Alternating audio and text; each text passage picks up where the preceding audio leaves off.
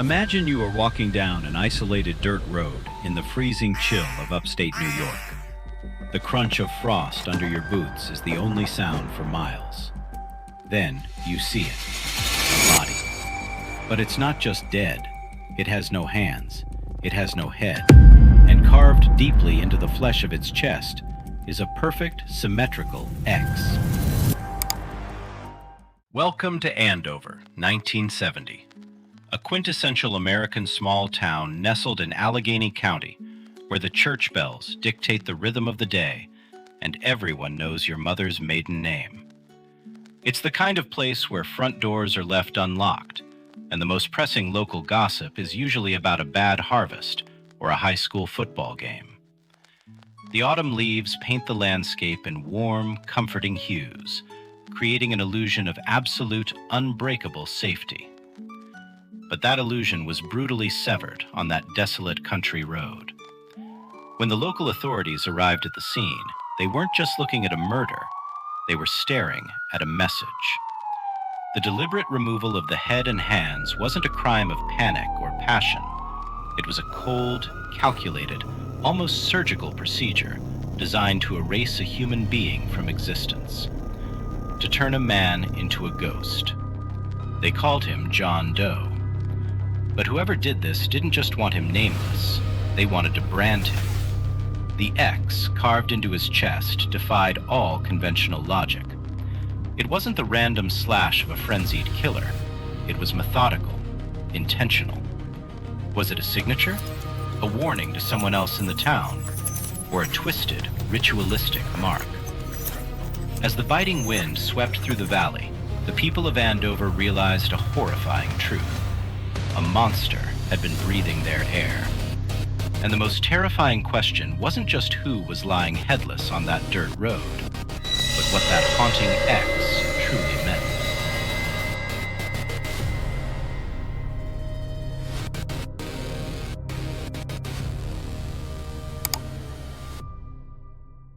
The reality of forensic pathology is inherently gruesome.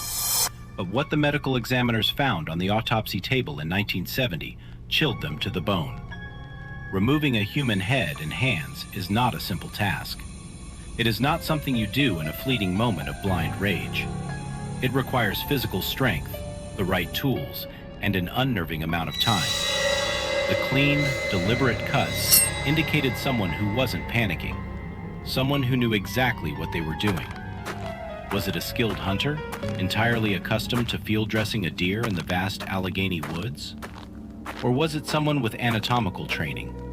This wasn't a crime of passion. It was a methodical erasure.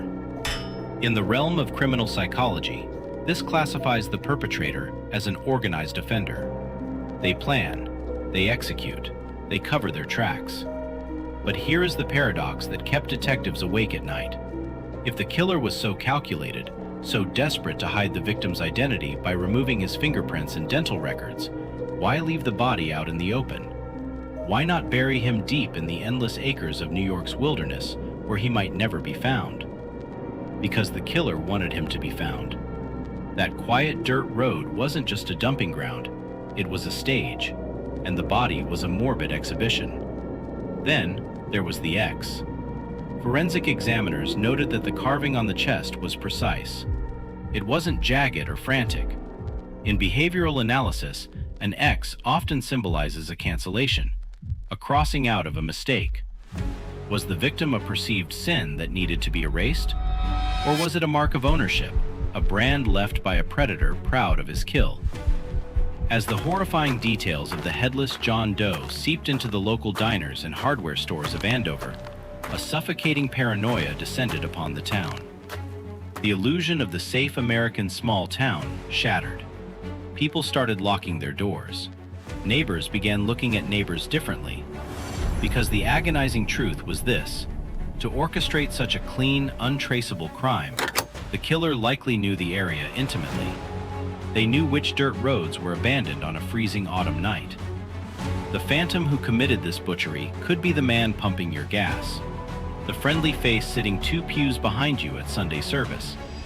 For decades, the trail went ice cold. The police had a body without a face, and a killer without a shadow.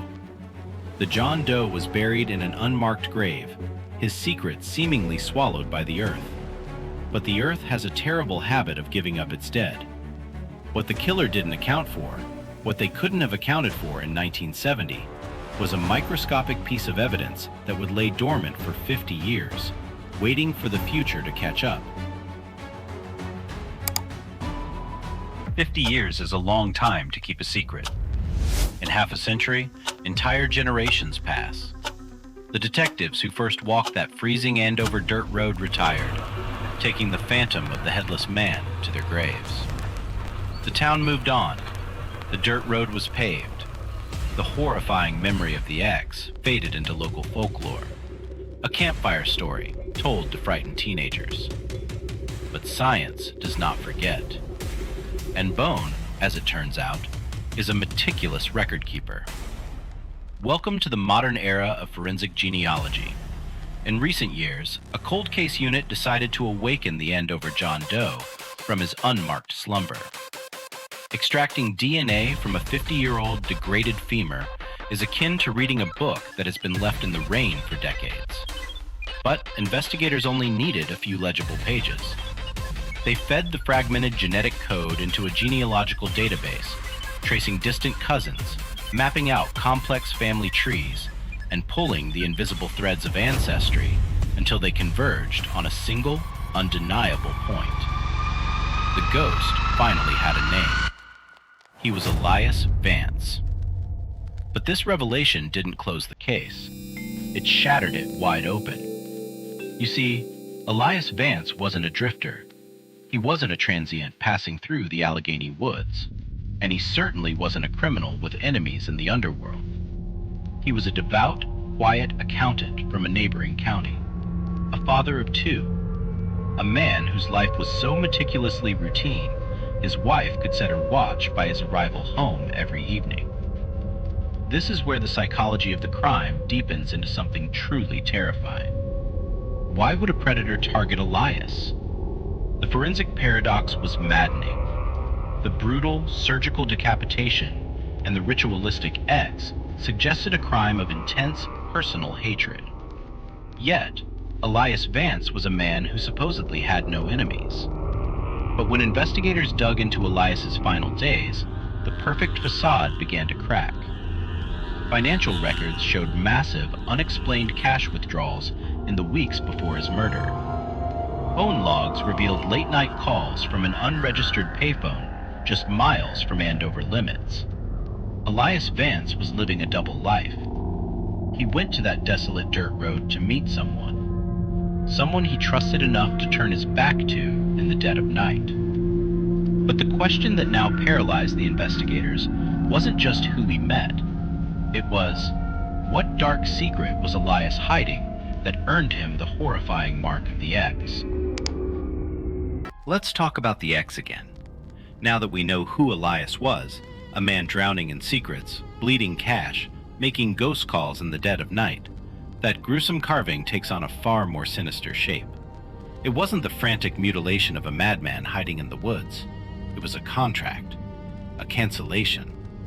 In the underworld, an X can mean a debt unpaid or a mouth permanently shut. But in the dark psychology of a personal vendetta, an X is the ultimate erasure. It means you no longer exist. Elias Vance stepped into the freezing darkness of Andover to meet his fate. He trusted his killer.